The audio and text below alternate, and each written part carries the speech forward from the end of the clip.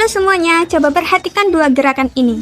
Yang pertama, bola yang kita lempar, lintasannya membentuk lengkungan parabola yang sempurna. Ini yang kita pelajari di bab 6 buku Atam Arya tentang gerak dua dimensi. Tapi sekarang kita lihat yang kedua. Ini roket. Lintasannya kok aneh ya? Nggak lurus, tapi malah melengkung berbentuk es. Kok bisa begitu? Jawabannya sederhana tapi mengejutkan. Karena massa roket berubah seiring waktu. Bahan bakarnya terbakar, tapi massanya makin berkurang. Dan perubahan massa ini ternyata mengubah semua dinamika geraknya. Dalam 5 menit ke depan, kita akan membongkar kenapa massa yang berubah bisa bikin lintasan jadi seaneh ini. Siap, mari kita mulai. Oke, sebelum masuk lebih jauh ke materinya, kita flashback dulu nih ke bab 6 buku Atam Arya tentang gerak proyektil.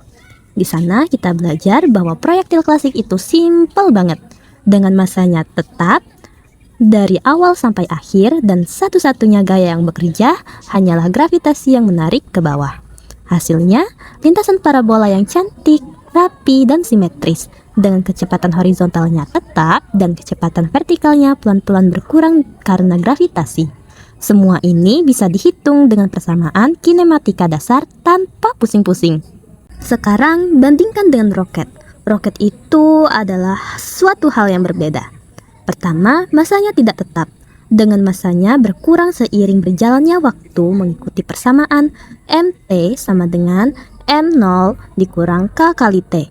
Di sini, m0 adalah massa awal, k adalah laju pembakaran bahan bakar, dan t adalah waktu.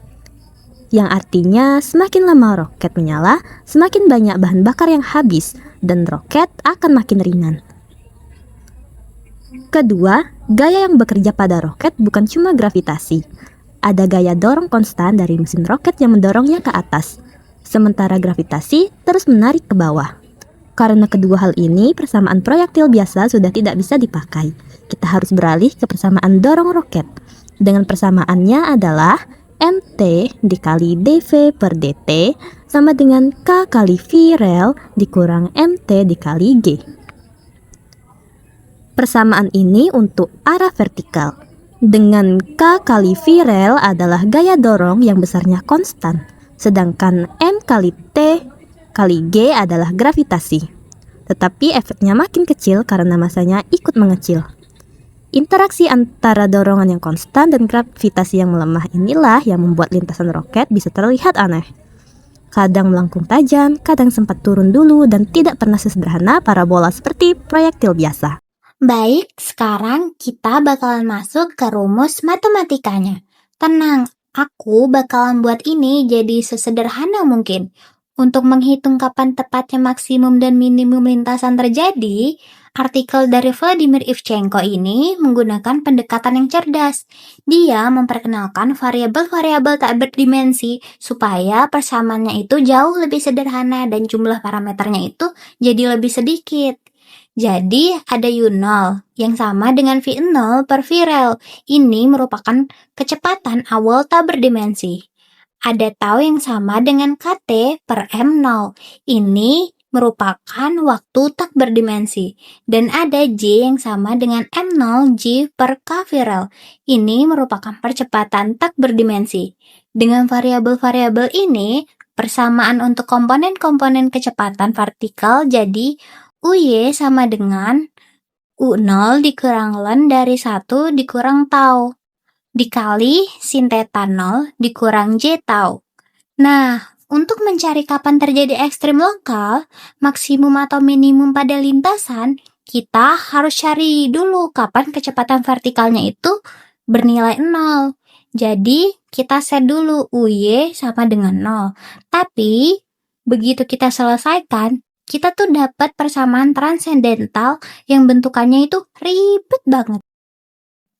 Persamaan ini tuh nggak bisa diselesain pakai fungsi-fungsi matematika biasa, kayak sin, cos, atau eksponensial. Kita butuh fungsi khusus yang namanya itu fungsi Lambert-Wave. Fungsi Lambert-Wave ini tuh jarang diajarin di kuliah fisika dasar. Tapi sebenarnya fungsi Lambert-Wave ini tuh sering banget muncul di berbagai masalah fisika tingkat lanjut loh. Fungsi ini tuh punya dua cabang yang relevan untuk kasus kita. Cabang W0 itu memberikan solusi untuk tahu minimum waktu saat lintasannya itu mencapai minimum lokal. Nah, cabang W-1 itu memberikan solusi untuk tahu maksimum waktu saat lintasannya itu mencapai maksimum lokal. Yang menariknya adalah ekstrem-ekstrem ini tuh nggak selalu ada loh. Ada syarat yang harus dipenuhi. Kayak kecepatan awalnya itu tak berdimensi. U0 harus lebih kecil daripada alfa dikurang ln alfa dikurang 1. Nah, di sini alfa itu sama dengan J dibagi sin theta 0.